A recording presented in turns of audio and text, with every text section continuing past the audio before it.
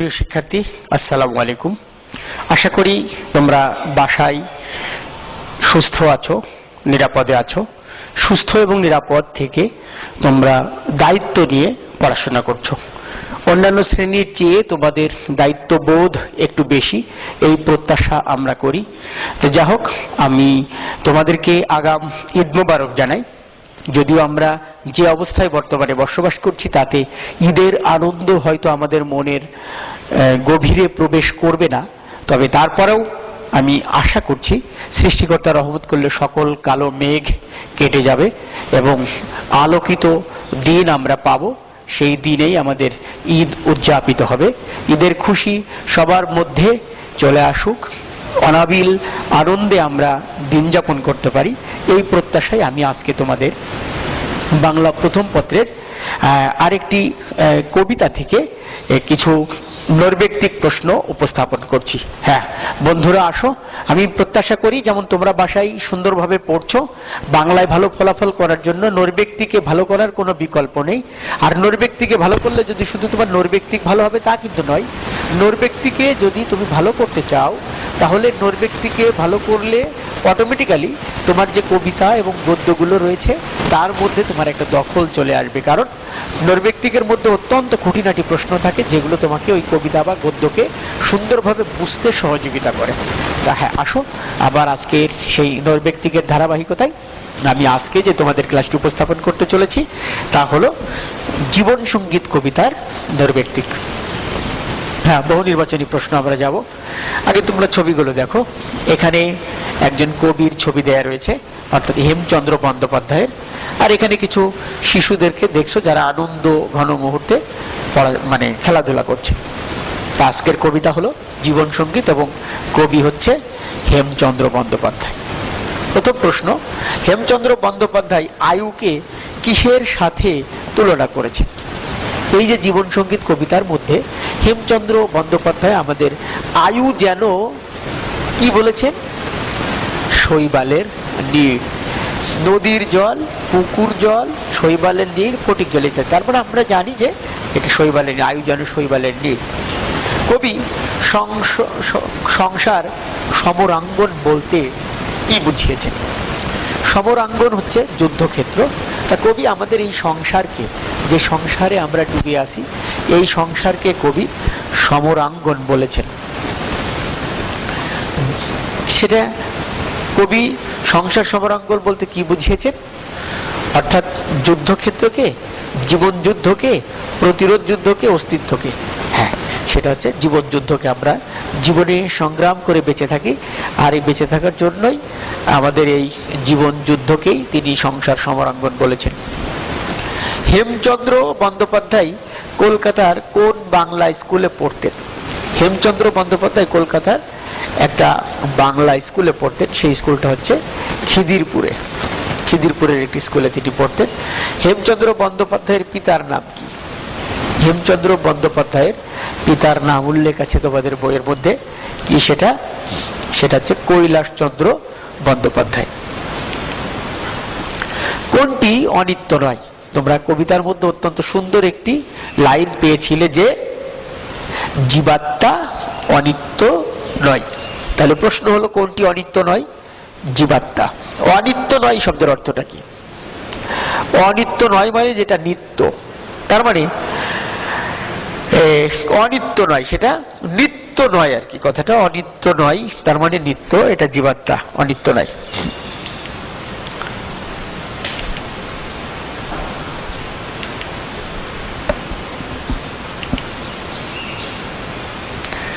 জীবন সঙ্গীত কবিতায় কবি কিসের চিন্তা করে কাতর হতে নিষেধ করেছেন? কবি অতীতের সুখ এইটার কথা চিন্তা করে কাতর হতে আমাদেরকে নিষেধ করেছেন। কবি হেমচন্দ্র কিসের সাধনা করতে বলেছেন? কবি সাধনা করতে বলেছেন সাধন করহ। তার মানে তিনি সাধন করতে বলে সংকল্পের। সংকল্প যেটা করবা সেটাকেই তোমাকে সাধন করে কামিয়াব হতে হবে। সংসার সমরাঙ্গন কথার মাধ্যমে কবি মূলত কি আহ্বান করেছেন? কল্যাণের, মুক্তির, পরাধীনতার, সাম্যের। মুক্তির, অর্থাৎ সংসার সমরাঙ্গনে আমরা অংশগ্রহণ করে আমরা কামিয়াব হব, মুক্তির কথা বলেছেন তিনি।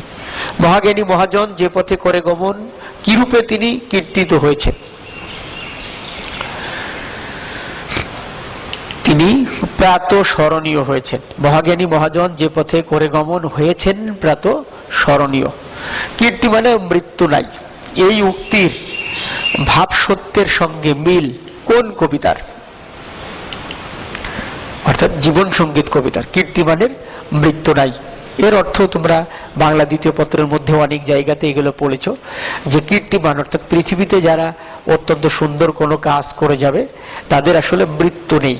তাদেরকে যেমন ধরে এই কবির কথাই আমরা বলি যে কতজন মানুষ আছে কবির সমসাময়িক কালে, তাদের কথা কিন্তু আমরা মনে রাখি না, কিন্তু তিনি সুন্দর একটা কীর্তি রেখে গিয়েছেন, একটা কবিতা লিখে গিয়েছেন, যার মাধ্যমে আজকে কিন্তু তাকে আমরা স্মরণ করছি।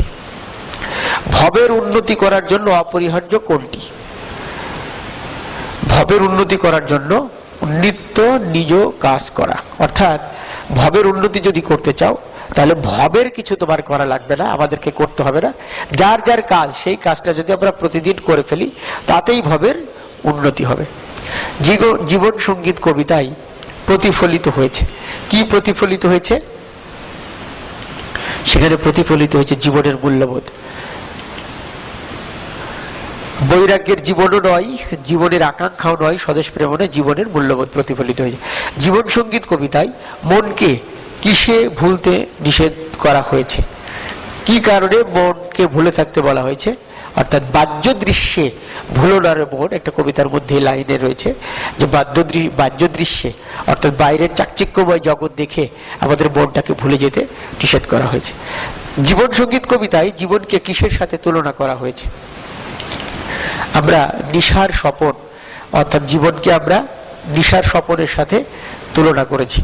অর্থাৎ আমাদের এই জীবনটা নিশার স্বপন বলতে আসলে কি, আমরা রাতের বেলায় যে সামান্য একটু স্বপ্ন দেখি, আমাদের জীবনটা নিছক সেই রকমই। আমরা পৃথিবীর যে বয়স সেই বয়সের সঙ্গে যদি কম্পেয়ার করি আমাদের জীবনটাকে, তাহলে আমরা রাতের বেলায় শুতে গিয়ে যতটুকু একটা মুহূর্তের কালের জন্য একটা স্বপ্নে দেখি, ঠিক আমাদের জীবনটা ওই রকম একটা সামান্য একটা স্বপ্ন মাত্র। কোনটি শৈবালের নীড়? কবি কোনটাকে শৈবালের নীড় বলেছেন? তিনি আয়ুকে, আয়ু যেন শৈবালের নীড়, আয়ুকে তিনি শৈবালের নীড় বলেছেন। কবি সুখের আশা করে কি পড়তে নিষেধ করেছেন? কবি সুখের আশা করে দুঃখের ফাঁস পড়তে, করোনা সুখের আশ, করোনা দুঃখের ফাঁস, কবি বলেছেন। পৃথিবীতে বরণীয় হওয়া যায় কিভাবে? তুমি কিভাবে বরণীয় হতে পারো বা আমরা কিভাবে বরণীয় হতে পারি?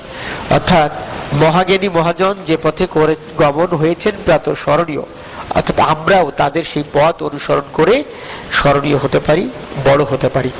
মানবগণকে কবি কোন জিনিসটি বৃথা ক্ষয় করতে নিষেধ করেছেন?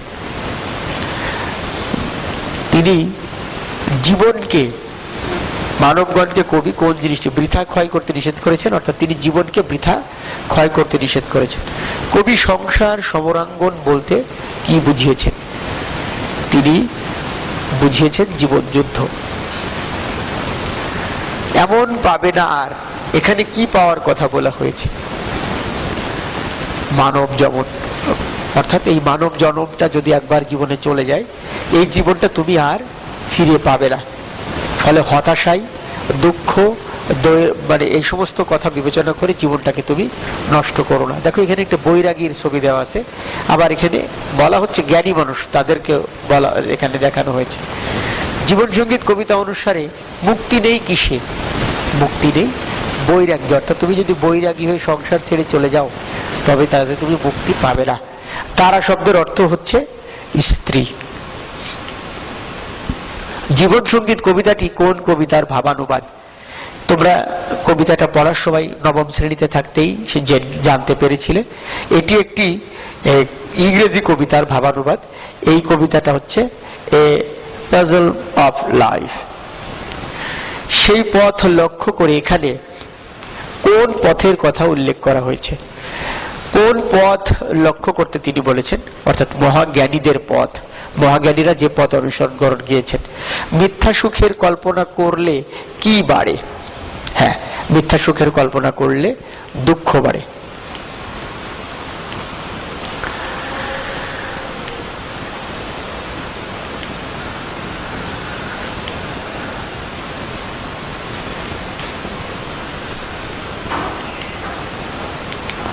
জীবাত্মা কেমন?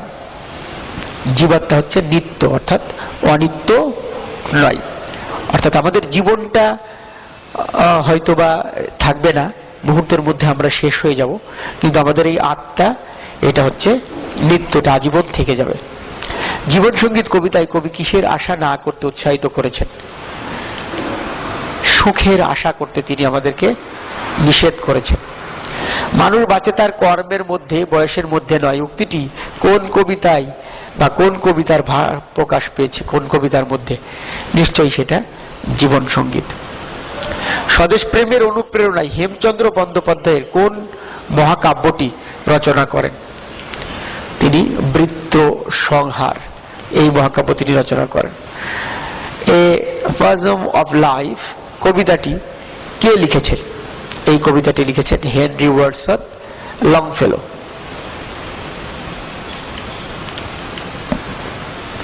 আমরা পরবর্তী স্লাইডে যাই।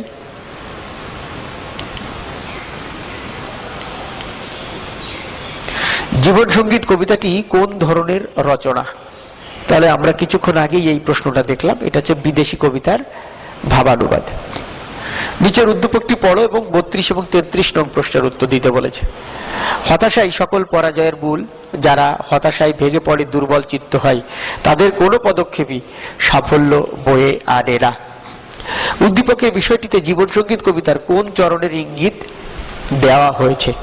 বলো না কাতর স্বরে বৃথা জন্ম এ সংসারে, এই লাইনটি? না মানব জনম সার এমন পাবে না আর, বা করযত্ন হবে জয়, জীবাত্মা অনিত্য নয়, বা করোনা সুখের আশ, করোনা দুঃখের ফাঁস? অর্থাৎ এখানে বলে বলো না কাতর স্বরে বৃথা জন্ম এ সংসারে, অর্থাৎ জীবনটা, এই জীবনে আমরা জন্ম নিয়েছি, এই জীবনটা একেবারে বৃথা, এমন তুমি বলো না, এরকম করতে নিষেধ করা হয়েছে। উক্ত বিষয়ে জীবন সঙ্গীত কবিতায় কি বলেছেন? নিচের কোনটি সঠিক?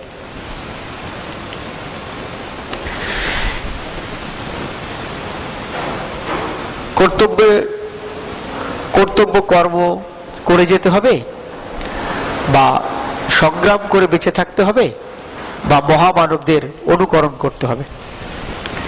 সেটা আমরা বুঝতে পারছি যে 1 ও 3, কর্তব্য কর্ম করে যেতে হবে এবং মহামানবদের অনুসরণ করতে হবে। পরবর্তীতে আমরা দেখি হেমচন্দ্র বন্দ্যোপাধ্যায় রচিত মহাকাব্যের নাম কি, যেটা আমরা ইতিমধ্যে একবার মনে হয় প্রশ্নটি পেয়েছি, বৃত্ত সংহার।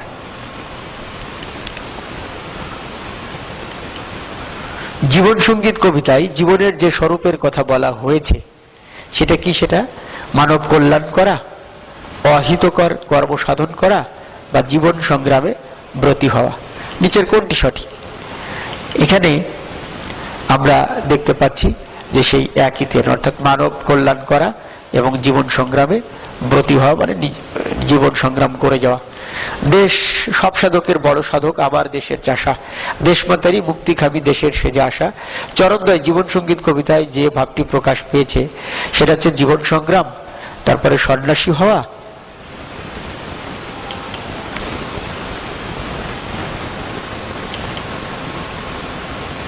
না মহাজ্ঞানীদের অনুসরণ করা? সেটা তো আমরা। ঠিক আছে, তাহলে আমি আশা করি যে তোমরা এই রকম করে বাসায় চর্চা করবে। তোমাদের সৃজনশীল প্রশ্ন বা নৈর্ব্যক্তিক প্রশ্ন সেটা কোনো বিষয় নয়, সম্পূর্ণ সিলেবাসটাকে তোমরা শেষ করবে। এবং আমি তোমাদেরকে আগেও একদিন অনুরোধ করেছিলাম যে যেহেতু নাটকটা আমরা ক্লাসে পড়তে পারিনি, তোমরা নিজেরাই বোঝো, তোমরা অনেক বড় শ্রেণীর স্টুডেন্ট, একটা নাটক এভাবে উপস্থাপন করা মুশকিল হয়ে যায়। তাই সেই জন্য আমি তোমাদেরকে অনুরোধ করেছি তোমরা নাটকটা সুন্দরভাবে পড়ে নেবে, পড়লে মজাও পাবে তোমরা, এবং তারপরে প্রশ্নভিত্তিক আলোচনা বা নাটকের ইন ডিটেলস যে সমস্ত খুঁটিনাটি বিষয় আছে। লেখক পরিচিতি থেকে বাকি সবই আমরা ক্লাসে কোনো একদিন সুযোগ পেলে ইনশাল্লাহ আমরা আলোচনা করব। আর তোমরা বাসায় সুন্দরভাবে এগুলোকে প্রস্তুতি গ্রহণ করবে। তোমরা জানো যে গত বছর আমাদের বাংলার ফলাফল অত্যন্ত ভালো হয়েছিল। এবার বছরও আমি আশা করি তোমাদের সময়ে ফলাফল অত্যন্ত ভালো হবে। যারা পরীক্ষা দিয়েছে তাদের ফলাফলও ভালো হবে। তাই সেই জন্য ভালো হতে গেলে তোমাদের যে জিনিসটা দরকার, এই নৈর্ব্যক্তিক এবং সৃজনশীল প্রশ্নকে সুন্দর করে এইগুলোকে ভালো করে পড়া। আর আসলে তোমরা এগুলোও জানো যে তোমরা যতই নৈর্ব্যক্তিক পড়বে ততই কিন্তু সৃজনশীল প্রশ্ন সম্পর্কেও তোমাদের কিন্তু জ্ঞান বাড়বে। কারণ সৃজনশীল প্রশ্নের মধ্যেও জ্ঞানমূলক, অনুধাবন, তারপরে প্রয়োগ এবং উচ্চতর দক্ষতা সব কিছু আছে। অর্থাৎ একটা সৃজনশীল প্রশ্ন 4 মার্কের হতে গেলেও তার মধ্যেও কিন্তু জ্ঞান এবং অনুধাবন থাকে। তা যতই তুমি জ্ঞান এবং অনুধাবনমূলক প্রশ্ন তুমি পড়তে থাকবা ততই কিন্তু তোমার প্রত্যেক সাবজেক্টেরই এটা কিন্তু এই তোমার পরিধি, জ্ঞানের পরিধি বাড়বে এবং তোমার যোগ্যতা বৃদ্ধি পাবে। তা যাই হোক, আর কথা বাড়াচ্ছি না। আমি আশা করি তোমরা বাসায় সুস্থ আছো, নিরাপদ আছো এবং আগাম ঈদের শুভেচ্ছা তোমাদের। সুন্দর করে তোমরা জীবন অতিবাহিত করো, পাশাপাশি পড়াটাকে একেবারেই ভুলে যেও না। আমি প্রত্যাশা করছি তোমরা সুন্দরভাবে পড়াশোনা করে তোমাদের প্রস্তুতিটাকে সুন্দর করে রাখবে, যেন তোমরা কখনোই বিপাকে না পড়ো। ধন্যবাদ সবাইকে। আল্লাহ হাফেজ।